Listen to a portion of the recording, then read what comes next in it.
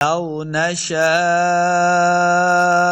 لجعلناه لو نشاء لو لام زبر واو لو لمحہ بالکل نہیں کریں گے، واو کے اوپر دونوں ہونٹ گول کرنے ہیں، تب واو کا مخرج صحیح ادا ہوگا. لو لو نشاء شین کو تلفظ کے ساتھ پڑھنا ہے، آگے الف اس کے اوپر بڑی مد ہے تو ہم نے اس کو لمبا کرنا ہے. نشاء جہاں بھی مد ہوتی ہے تو ہم نے اس حرف کو لمبا کر کے پڑھنا ہے. نشاء لجعلناہ لجعل لمحہ بالکل نہیں کریں گے، بغیر غنہ کے پڑھنا ہے. عین کو تلفظ کے ساتھ پڑھیں گے، عین زبر لام عل لجعلناہ. یہ دیکھیں نون کے اوپر کھڑی زبر ہے، اس کو دو حرکات لمبا کرنا ہے. لجعلناہ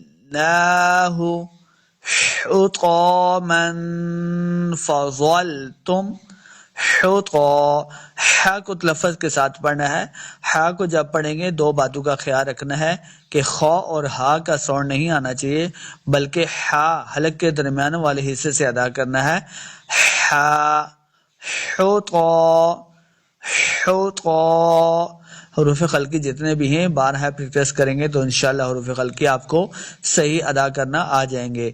حطامن کلرفل ہے، اس کا مطلب یہ ہے کہ حروف مستعلیہ سے ہے.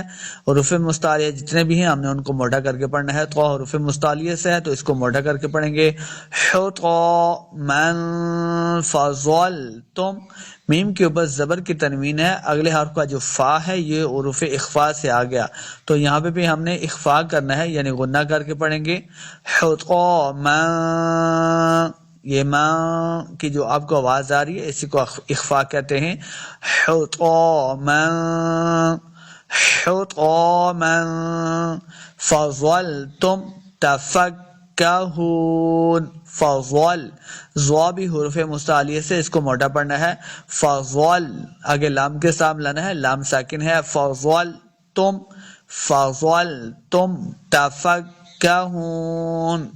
اب تم پڑھیں گے تو میم ساکن ہے، یہاں پہ بغیر غنہ کے پڑھنا ہے، بغیر کھینچے ہوئے پڑھنا ہے. فضلتم اس طرح غنہ نہیں کرنا، بغیر غنہ کے پڑھنا ہے. میم کو ساکن کریں گے، پھر آگے ساتھ ہی ہم نے تفکہون تا کا مخرج ادا کرنا ہے. فضلتم تفکہون اس کاف کو موٹا نہیں کریں گے. تفکہون ہا پیش واو ہو واو مد ہے، اس کو دو حرکات لمبا کریں گے، آخر پہ جب وقف کریں گے تو نون ساکن کرنا ہے. تفکہون. لو نشاء لجعلناه حطاما فظلتم تفکہون.